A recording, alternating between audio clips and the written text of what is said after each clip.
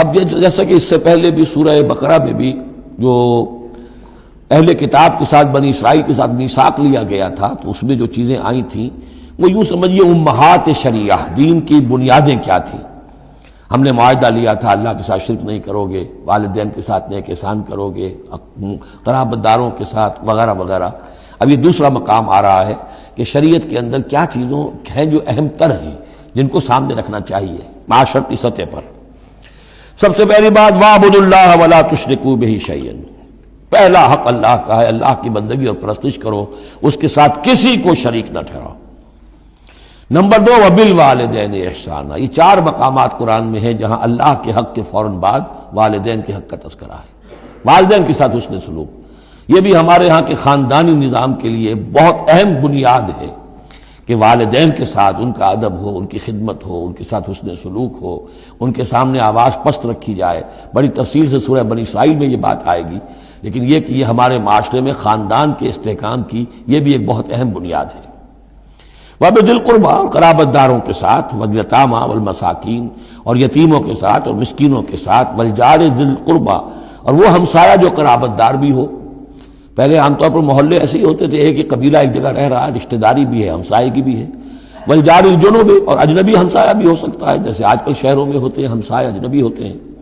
وَالصَّاحِبِ بِالْجَنبِ، اور ایک عارضی قسم کی بھی ہمسائیگی ہوتی ہے کہ جو آپ کے برابر بیٹھا ہوا ہے، آپ بس میں بیٹھے ہیں آپ کے برابر بیٹھا ہوا، یہ بھی آپ کا ہمسایہ ہے، جو کسی بھی اعتبار سے آپ کے ساتھ ہے، آپ کے پاس بیٹھنے والا ہے، اس کے ساتھ بھی نیک سلوک۔ وابن سبیل، اور مسافر کے ساتھ نیک سلوک۔ وما ملکت ایمانکم، اور جو بھی تمہارے لونڈی غلام ہیں، جو تمہاری ملک یمین ہے، ان کے ساتھ بھی نیک سلوک۔ ان اللہ لا يحب من کان مختالا فخورا، اللہ کو بالکل پسند نہیں ہے وہ لوگ کہ جو مختال ہیں، شیخی خوڑے اور اکڑنے والے، فخر کرنے والے، اکڑ کرنے والے۔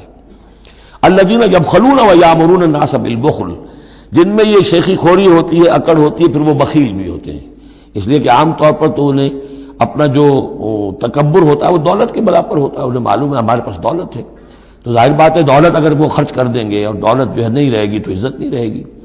جو کہ بخل کرتے ہیں وہ یامرون الناس بالبخل، اور لوگوں کو بھی نیکی بخل کا حکم دیتے ہیں، کیونکہ جب لوگ دیکھتے ہیں کہ یہ لوگ ذرا خرچے کے اندر کمی کرتے ہیں تو انہیں اندیشہ ہوتا ہے کہ یہ ہمیں ملامت کریں گے، تم بڑے بخیل ہو، تو اس سے پہلے ہی کیوں نہ کہو بابا یہ اس طرح نہ کیا کرو، تم خام پیسے اڑاتے ہو، کچھ نہ کچھ بچا کے رکھا کرو اور وقت پہ کام آئے گا، تو بجائے اس کے کہ آپ کو کوئی ڈیفنس لینا پڑے پہلے ہی آفنس لیجئے، تو یامرون الناس بالبخل، وہ لوگوں کو بھی بخلی کا مشورہ دیتے ہیں کہ عقل کے ناخن لو۔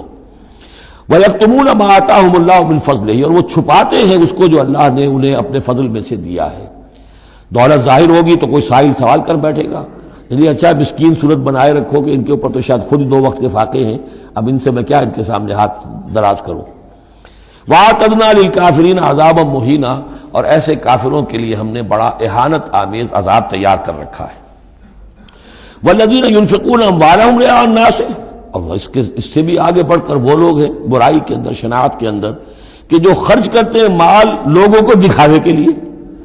وَلَا يُؤْمِنُونَ بِاللَّهِ وَلَا بِالْيَوْمِ الْآخِرِ، اور وہ حقیقت میں ایمان نہیں رکھتے نہ اللہ پر نہ یوم آخر پر۔